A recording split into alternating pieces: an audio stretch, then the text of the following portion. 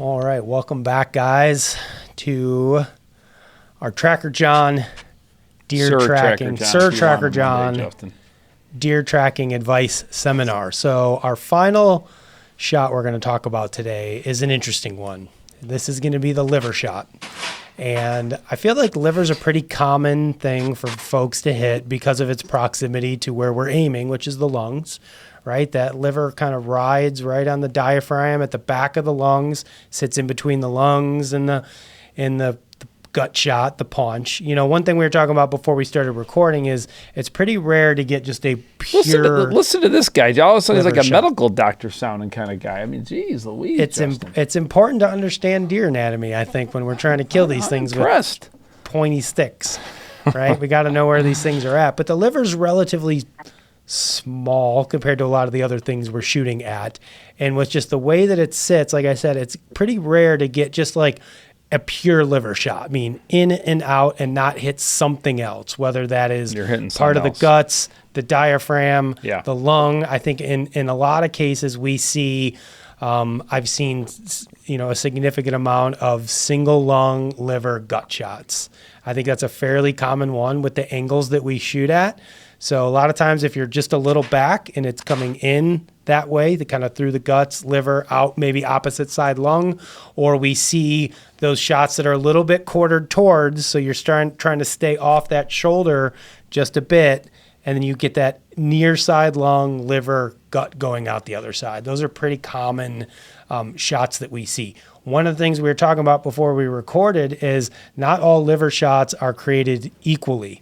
I've always been really interested by this because sometimes you make that shot and it's like the deer just bleeds like crazy and they're dead in 100, 150 yards. It's almost as if you double lung or heart shot them. And then there's other liver shots where it seems like the deer goes hundreds of yards sometimes before you can recover it, sometimes multiple beds, and it's almost more similar to a gut shot than anything else. So it's a very interesting shot. John, in your experience, like what are maybe some of the telltale signs of a liver shot? I know people talk about the color of the blood quite a bit being darker. What do you experience typically? Yeah, that is a telltale sign of a liver shot, that maroonish kind of blood. Although it is possible, depending on where you hit at the liver, what the color of the blood will be. If it's hit near an artery, then it could be rather, more normal like looking blood. But that is the typical, or what you think of liver blood to be, is that dark maroon. Often it's a little bit flaky off the arrow shaft. It's quite distinctive. And I think you can almost detect a slight odor that's a little unique to it as well.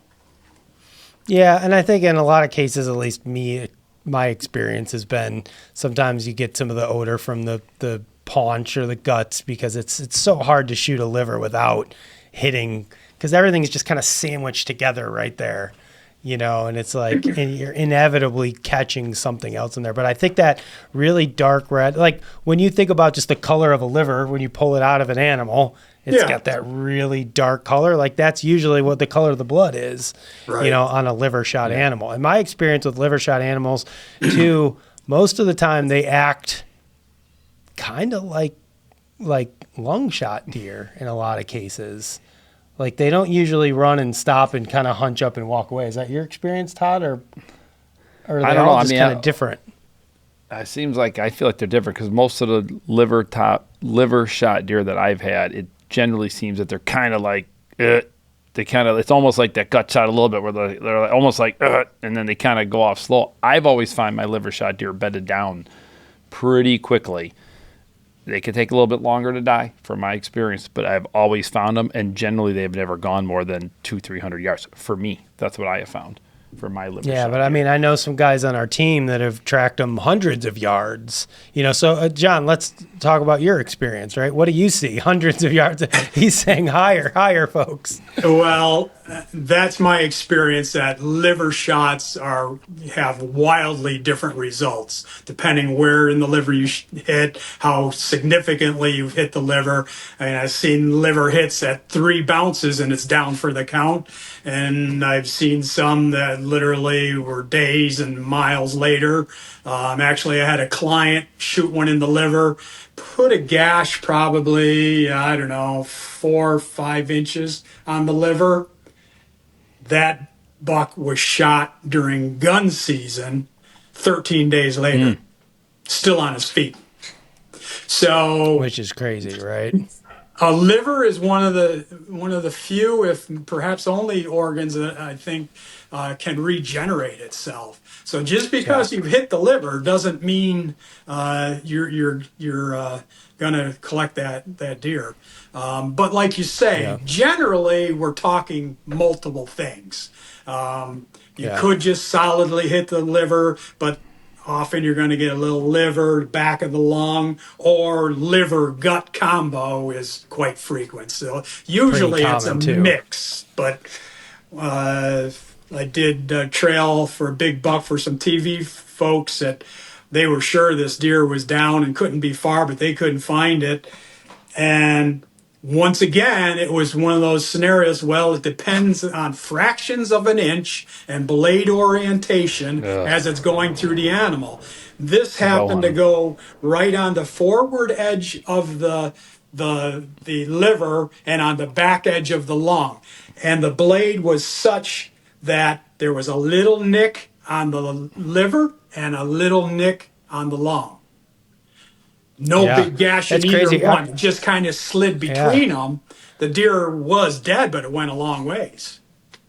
There was a guy on our team a few years ago that shot just a magnum buck. And, I mean, we watched that footage I don't know how many times. And I was like, that deer is dead. There's no way that deer is not dead. I mean, it looked money, perfectly broadside. Maybe looked like back of the lung, front of the liver type thing, and he never recovered the animal. I know they called a dog in at some point. There was property owner issues because they did track it for a long ways and never found the deer. I don't think anybody ever found it. I don't think anybody got any pictures of it again. It kind of just disappeared into nothingness. But I would have bet my paycheck that deer was dead in 200-300 yards max. And that's the beauty of us having the footage. You know, most people don't have the footage, and I think that's where one thing from this little series that we've put together talking to John is, you know, you gotta be patient. You gotta give the deer time. So let's talk about that on a liver shot, right? We talked a little bit before we started recording. The liver is very unique in that it's got 2 blood supplies, which most organs, I don't think any other organ does. One of those is oxygenated blood. And if you hit that one, I think that's the case where you talked about 3 bounds, bloodbath, thing's dead. It's basically as if you shot it in the lungs, right? Then it's got a lot of unoxygenated blood from that other supply. And I think that's the one where if you hit it, they can survive quite a long time on that hit. In my experience on a liver hit, I've always been, you have to let the blood trail, I think, dictate your reaction to what you're going to do, right? So if you see that deer run off and it stops and it doesn't fall over dead, standard, and you believe that it was back of the lung, liver, front of the gut, like maybe you're going to wait a couple hours. You're going to go very carefully at first. You're going to analyze that sign. If it's a bloodbath and it's spraying everywhere and you find the deer, great. If not, I think at that point, you're probably better off backing out. I've always been of the opinion that if I don't find the deer at 100, 150 yards, I'm backing out, regardless of what the blood's telling me. Because if it was a good enough shot, it should be dead in that first 100, 150. And if I didn't find it and I didn't kick it up yet, I don't want to keep going and potentially kick it up. At that point, that's when I'm backing out, and then, calling, John or someone else to come assist with that track. I mean, is that kind of a decent rule of thumb for you, John? I would say so. I mean, obviously, you watch when you make the hit. If you see some gusher of blood come out, pressurized blood spurting out, well, that's a pretty dang good sign. But, you can have some pretty heavy blood trails that peter out. And, with the liver, actually did a trail for some TV folks that they didn't think it was a liver shot. They thought it was better than that. But we always think it's better than that, John. well, I mean, isn't that like hold true for all of us? Yeah, but this was one of the most spectacular cases of video lying. They slowed it down. You could see video lying, video by video frame, and it looked like it was really good, but it wasn't. When we recovered the deer, it was a liver shot. But that deer went. We went over 3 miles. I know we did on that deer. Wow. And when we quit that night, we had to quit because there were some guides that had to take hunters back out. So we had to quit. And we also finally had gotten to a property line we couldn't go on. So we had to get permission. Well, I had for the first time, thought I saw the deer up ahead, his eyes. And I'm pretty sure it was him because we had to go back the next day and then recovered the deer another 300 yards. But when I saw those eyes, that was like 12 hours later from the hit. And this was interestingly enough. Well, this was with a muzzleloader, and that deer was shot through the liver. There was a hole through the liver, in and out, 1.25 inches. I mean, you could just look through that hole, straight through, about a third of the way up on the liver, right through. How many of these folks that you track for are honest about their recoveries in their videos that say we called Tracker John to help us? Or do a lot of them say, well, because I'm trying to get me in trouble. Whoa! I'm just curious, right? Because I mean, we try to be. So you're talking about like we when try I'm to be dealing honest. with Todd, right? Yeah, well, I mean, honest. We're honest. I mean, we try to show the good, the bad, the ugly of everything that we do. Hopefully, more good than anything. But I think, it's so important for us to try to teach people and help bring them along on these journeys with us. That's how you learn. Yeah, rather than just being like, I shot this deer and here we are the next day, we recovered it. And then like, John was never a part of this, That never crossed my mind, of course. Well, it has to happen. He's not going to answer this question, Justin. I don't want to insult you. I didn't ask who. I don't want to insult you, but I don't watch any of it. Even the stuff I'm in. Good for you. Good for you, John. And just listen, for the record, Justin, something you might not. Outfitters Lodge and I happen to be on TV and they say, hey, you're on. I'll maybe look at it, but otherwise, I don't watch any of it. Of course, he's going to watch these for sure. But, Justin, you got to remember how I've also got John to come back, man, is, dude, I treat him like royalty. Like one time we were tracking my last deer. And it wasn't going good. John, it was like 2:30 in the morning. It was rough, man. I was dying.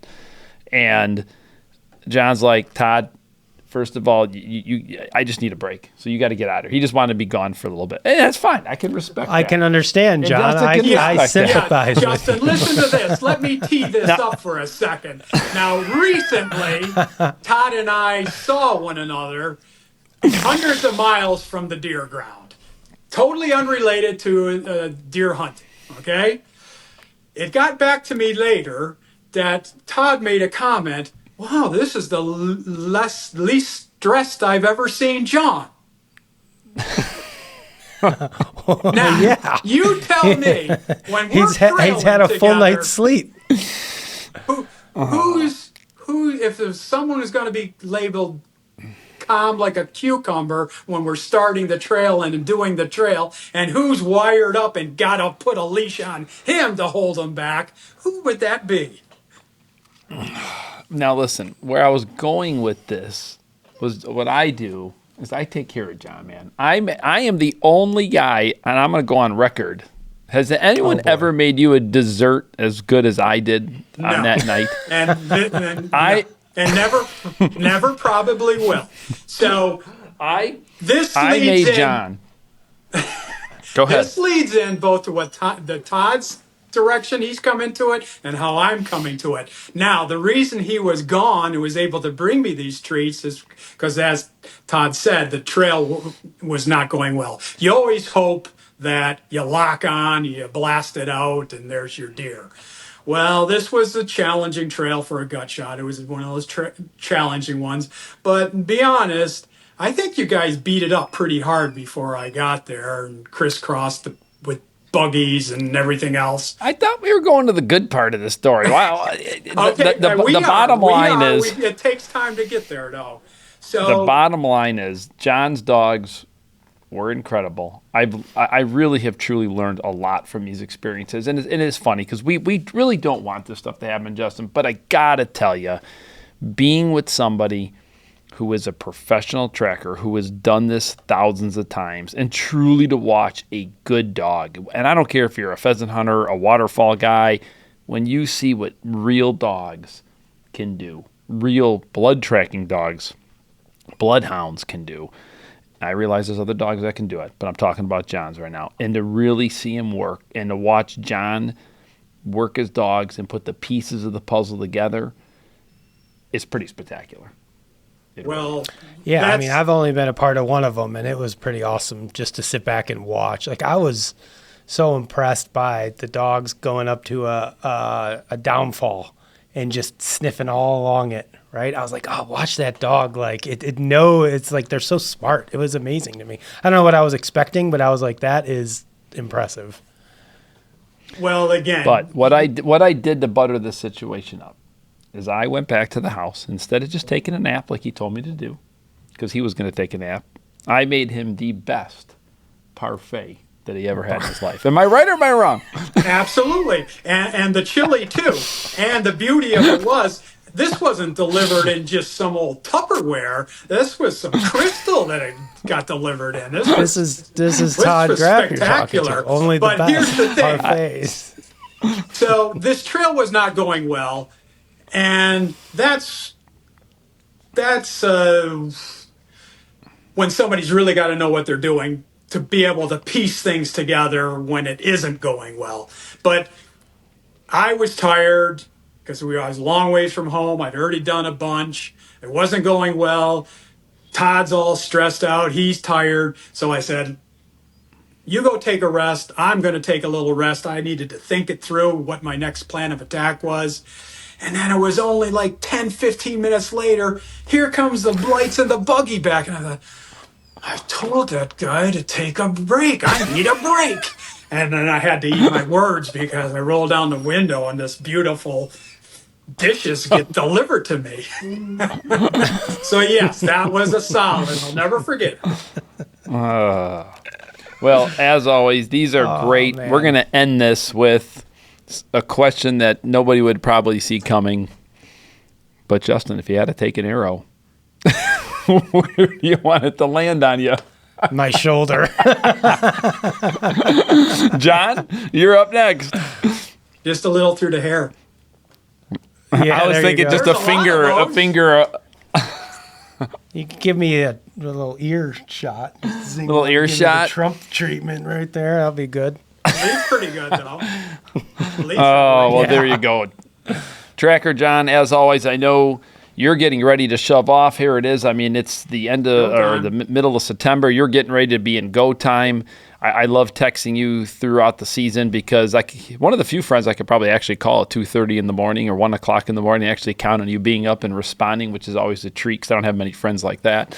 But good luck this fall. And I'm sure there's going to be some amazing stories, and maybe we can have a follow-up to this kind of shot placement discussion we're having to what your findings were this fall. It's always a pleasure, and it's always something to be learned and to be gained from this type of knowledge and wisdom. We'll touch base. Awesome. Thanks, Sounds John. good. We appreciate it as always. Thank you. Hopefully we don't have to call you. Shoot a big one. Straight. Gonna try. Keep your fingers crossed. I will.